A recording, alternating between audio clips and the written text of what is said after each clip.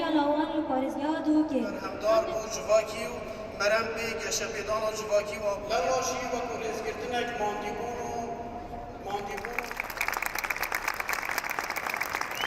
راستی اف کار کی گله کی پیروزه کار کی زحمت کار کی انسانیه کار ما خوب بخشه چندها کار و چالاکی ما کرینه سریت ورزشیت هنریت پراکتیکی ما همی کرینه جبو پیک وجیانت ناف تماسک اجتماعی کو بجن پیک وجیانت ناف کو ملگه همدا از و گنجک و کچکا سنور دیرلوک از گلک خوشحالم کو ما اف کار کرینه بو ما در فتک خوش چه بیا ام هفنی آسین ما چه کریت ناف بین ما و چندها جیلو نتویندی کردم جبو کار باش و ناف کمالگه مدادت انجام داد اليوم العالم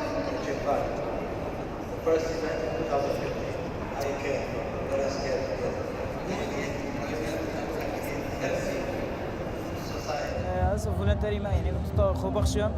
وما هوريكو علمت كانوا وباش الحمد لله أبو حفلة قال لك مهمة بو ما خو بخشم والحمد لله يعني أمي طائفات كرد عرب يزيد مسيحي فالله شباب كاميوات نهتم بالمتطوعين نهتم بالمجتمع نهتم بالحياة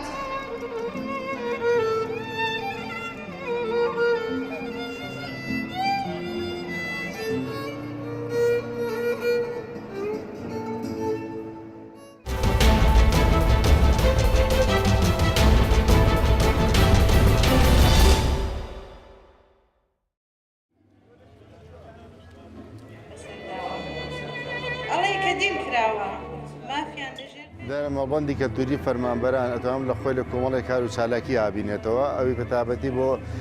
کاتوانم بولم لروی حالا کمان و لروی 250 وینو کسایتی شهر اسلامیه امی بو ناساندی هنری کلتوری کردیه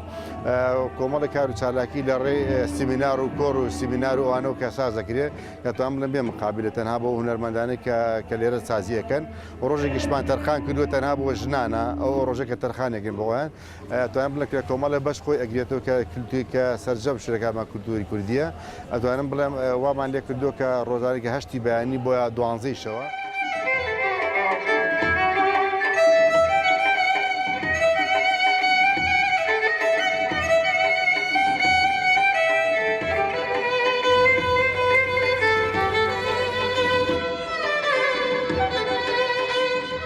بالنسبة لكردنوي أمشينا روشن ديري أنا لنا وشادي روشن ديري كاريكي زور باشا تشكو شاركة من شالاكة بهدي روش بواركاني روشن ديري وبالنسبة لكردنوي روجيكيش ترخان كراو بوجنان كاريكي زور باشا هيوادار منك روجيك هروجانا جنان ترخان كريت لقل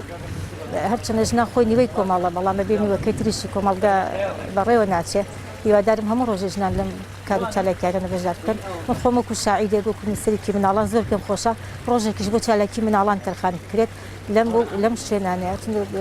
سليماني شادي روشن بيري شني روشن بيري كولتوري زور تاع زور جل كافتريا كان كارو چالاکی روشن بيري كده هیوادارم له همون شارو كان شني اوا روشن بيري فكرة تواني بويكا ولاتك من زيادة باشتر بك شوقت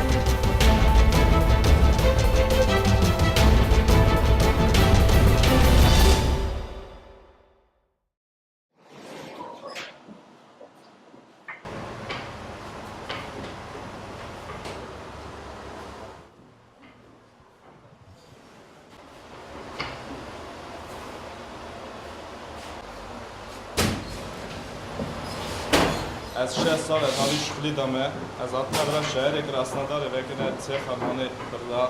خانه لوش بونا ملتی ما وکی کشکن ام خاخا وکی چیه خانه لوش چه ملتی دکتیه